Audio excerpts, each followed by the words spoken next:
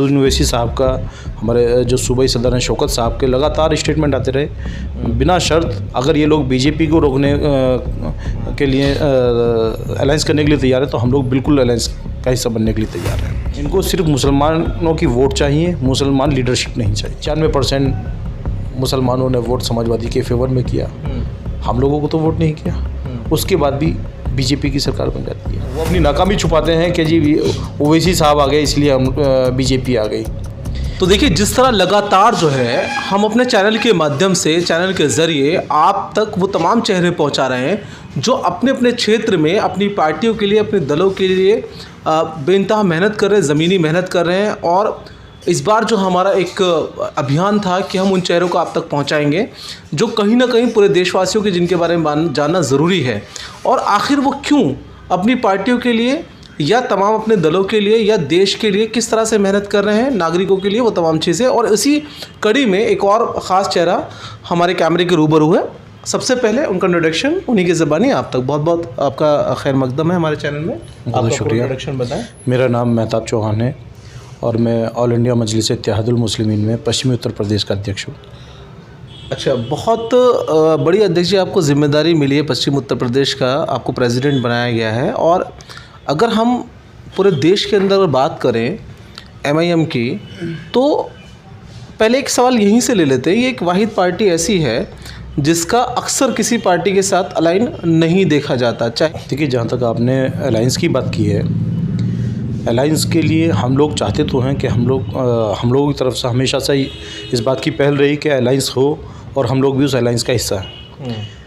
मगर ये सवाल आप लोग हम लोगों से ना पूछकर अगर आप कांग्रेस के नेताओं से पूछे, सपा के नेताओं से पूछे, बसपा के नेताओं से पूछे, या जो सेकुलर कहे जाने वाले दल हैं उनके नेताओं से पूछें तो ज़्यादा बेहतर होगा। क्योंकि हम लोगों ने 2022 के विधानसभा के चुनाव में हम लोगों ने खुलकर कहा कि बिना शर्त हम लोग अलायंस करने के लिए तैयार हैं, बिना किसी सीट शेयरिंग के, बिना किसी शर्त के। ये तो बहुत बड़ी बात है। आप देखिए ना, आप बैरिस्टर असदुद्दीन ओवैसी साहब का, हमारे जो सूबाई सदर हैं शौकत साहब के लगातार स्टेटमेंट आते रहे बिना शर्त अगर ये लोग बीजेपी को रोकने के लिए अलायंस करने के लिए तैयार है तो हम लोग बिल्कुल अलायंस का हिस्सा बनने के लिए तैयार हैं। लेकिन अफसोस कि ये लोग अलायंस के नाम पर मुस्लिम सियासी पार्टियों से दूरी बना लेते हैं। कहीं ना कहीं ये महसूस होता है कि ये सेकुलर पार्टी कही जाने वाली पार्टियां, इनको सिर्फ मुसलमानों की वोट चाहिए, मुसलमान लीडरशिप नहीं चाहिए। अच्छा, जहाँ कहीं भी देखा जाता है, अगर असदुद्दीन ओवैसी साहब के तमाम तकरीरों की अगर हम बात करें, उनके भाषणों की बात करें, तो अक्सर करके उसमें जो एक फ़िक्र देखी जाती है 90% 80% वो देखी जाती है मुस्लिम कौम की। तो इसलिए कहीं ना कहीं एक टैग लग गया इस पार्टी पे कि मुसलमानों की पार्टी है। क्या लगता है आपको? नहीं, ऐसा नहीं है। देखिए, बैरिस्टर असदुद्दीन ओवैसी साहब हर मजलूम की आवाज़ बनने का काम करते हैं, हर पीड़ित का दर्द को समझते हैं। लेकिन अफसोस इस बात का है कि इस देश के अंदर सबसे ज़्यादा जुल्म का शिकार मुसलमान रहा। इस कौम के ऊपर सबसे ज़्यादा जुल्म ज़्यादती हुआ। और आज भी आप देख लीजिए, कभी मॉब लिंचिंग होती है तो मुसलमान के साथ में होती है, धार्मिक स्थलों को शहीद किया जा रहा है। ये सारी चीज़ें हैं। तो जाहिर सी बात है, जब उत्पीड़न इस समाज का होगा, सताया इस समाज को जाएगा, तो इस समाज के मुद्दे उठाए जाएंगे। अच्छा, क्योंकि मेरठ काफ़ी हद तक मुस्लिम बाहुल्य क्षेत्र भी काफ़ी हैं यहाँ पर, तो ऐसे में आपकी पार्टी के कितने नेता यहाँ पर तैयार हुए या कितने कार्यकर्ता तैयार हुए, वो एक ज़रा सा बताएं, ताकि मेरठ के अंदर आज मजलिस इत्तेहादुल मुस्लिमीन घर घर तक पहुँच चुकी है। और उसका नतीजा ये है कि अभी नगर निकाय का जो चुनाव हुआ था उसमें मेरठ की आवाम ने हम लोगों को, जो हमारा मेयर के कैंडिडेट थे, उनको 1,28,000 वोट दे करके दूसरे स्थान पर रखा। और इस बार कितनी सीटों पर लड़ने का आह्वान है पार्टी का? और मजलिस इत्तेहादुल मुस्लिमीन चुनाव की तैयारी में है पूरी तरह से, और कितनी सीटें लड़ी जाएंगी ये शीर्ष नेतृत्व का फैसला होगा। जो भी ऊपर से आदेश होगा, जितनी सीटों के लिए भी होगा। अभी हम लोगों को 20 सीटों पर हम लोग टारगेट करके उस पर तैयारी कर रहे हैं। अल्हम्दुलिल्लाह से हमारा ऑर्गेनाइजेशन 20 सीटों पर काम कर रहा है।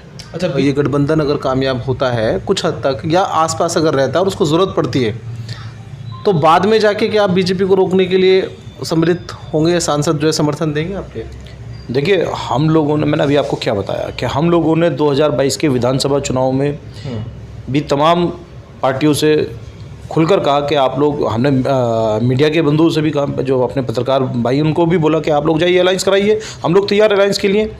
और हम आज भी ये कर रहे हैं। देखिए, अगर आप लोग बीजेपी को रोकना चाहते हैं तो आप बिना भेदभाव के फिर अलायंस कीजिए। आप बैरिस्टर असदुद्दीन ओवैसी को या मजलिस इत्तेहादुल मुस्लिमीन को क्यों नहीं मानते कि इलेक्शन ऑफ कमीशन इंडिया के यहाँ रजिस्टर्ड पार्टी है? क्यों आप इसको पॉलिटिकल पार्टी नहीं मानते? वो या उत्तर प्रदेश में या दूसरे ज़िलों में या किसी और भी राज्य में अगर जो भी योजनाएं गई वो सब तक गई, तो फिर आप बीजेपी को ही क्यों रोकना चाहते हैं? उसकी क्या अहम वजह है, क्या ख़ास वजह है, वो ज़रा लोगों को बताएं। देखिए, भारतीय जनता पार्टी ने 2014 के बाद में जो एक नफ़रत लोगों के दिलों में घोलने का काम किया है, जो समाज के अंदर नफ़रत फैलाने का काम किया है, वो किसी से छुपी नहीं है। जहाँ तक वज़ीर आज़म साहब का सवाल है, आपने कहा कि वो एक हाथ में कुरान देखना चाहते हैं, एक हाथ में कंप्यूटर देखना चाहते हैं। अच्छी बात है, सपने अच्छे हैं और देखने भी चाहिए, लेकिन क्या उत्तर प्रदेश में या उत्तराखंड में भाजपा की सरकार नहीं है? क्या यहाँ मुसलमानों के धार्मिक स्थलों को टारगेट नहीं किया जा रहा? क्या यहाँ मुसलमानों के साथ मॉब लिंचिंग नहीं की जा रही? और वज़ीर आज़म साहब का सपना अच्छा है, अल्लाह, हम दुआ करते हैं कि उनका ये सपना साकार हो, लेकिन उनको ये भी समझना पड़ेगा कि सिर्फ बातें बोलने से नहीं, करने से होती हैं।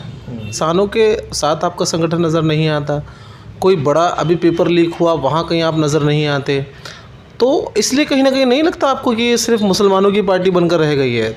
अभी शायद आपको नॉलेज नहीं कि कानून बनते और बिगड़ते पार्लियामेंट के अंदर है, बिल्कुल सड़कों पर नहीं।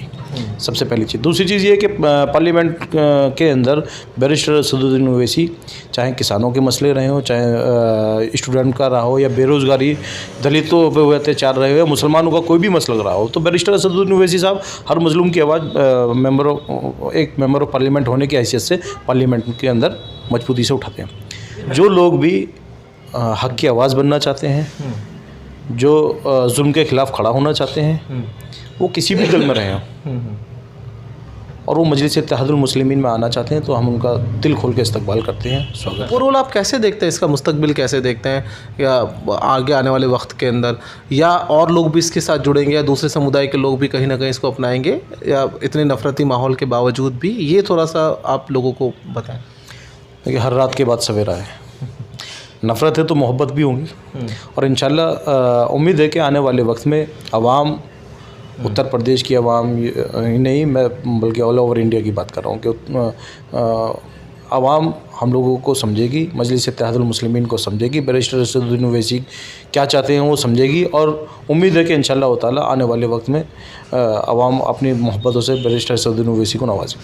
अगर ईडी का छापा आपके ऊपर नहीं लगता, या आपके ऊपर कानूनी कार्रवाई नहीं होती, या इन्फोर्समेंट डिपार्टमेंट से लेके तमाम जो प्रशासन अमला है वो आपके पीछे नहीं लगाया जाता, या आपके जो है वो सदर के जो नेशनल सदर है उनके पीछे नहीं लगाया जाता, उसकी बड़ी वजह ये बताई जाती है कि आपकी वजह से ही बीजेपी मजबूत है।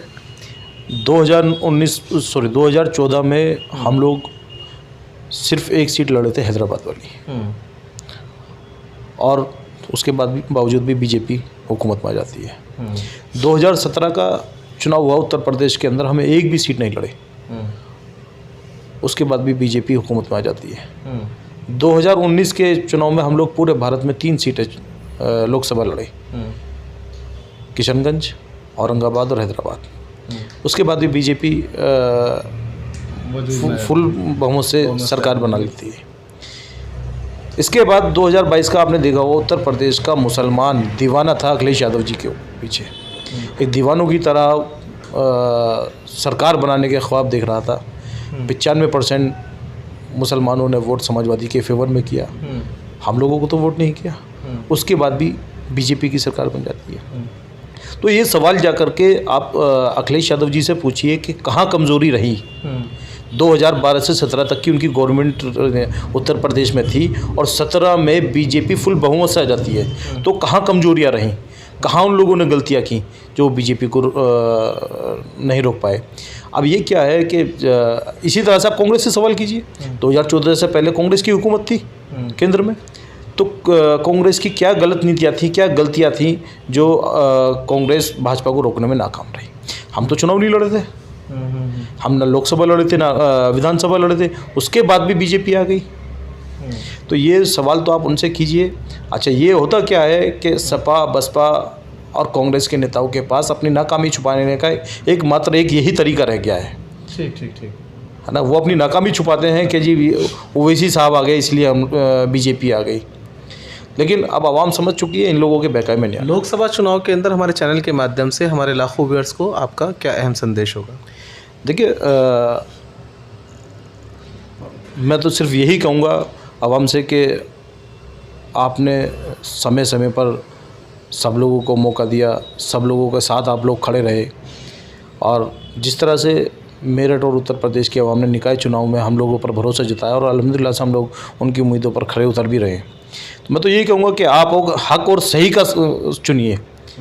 आप नफ़रत की राजनीति के चक्कर में आकर, इन लोगों के गंदी सियासत के चक्कर में आकर एक दूसरे के दुश्मन मत बनिए, एक दूसरे के से मुखालफत मत रखिए। हमारा देश जिस चीज़ के लिए सोने की चिड़िया कहा जाता था उसको बनाइए। ये भारत देश एक गुलदस्ता है और इसमें सभी तरह के फूल हैं। वो फूल जब तक साथ हैं तब तक ये गुलदस्ता है, और अगर वो फूल नहीं रहेंगे, बिखर जाएंगे, तो ये गुलदस्ता नहीं रहेगा। बहुत खूबसूरत बात कही, बिल्कुल। और कहीं ना कहीं मैं आपको ये बता दूं कि तमाम इस तरह की चीज़ें, तमाम आपके जो सवाल कमेंट्स में रहते हैं, अगर इस वीडियो के बाद भी आपका कोई सवाल, कोई कमेंट्स असदुद्दीन ओवैसी की पार्टी को लेकर हो तो हमें ज़रूर कमेंट कीजिए। कहीं ना कहीं हम कोशिश करेंगे तमाम और लोगों से ये जानकारी आप तक पहुँचाने के लिए। और मैं उम्मीद करता हूँ कि आज का ये ख़ास इंटरव्यू आपको बेहद पसंद आया होगा और आप ज़्यादा से ज़्यादा इस इंटरव्यू को लोगों तक पहुँचाने का काम कीजिए। कैमरा पर्सन शुएब आलम के साथ मैं फुरकान, मेरठ।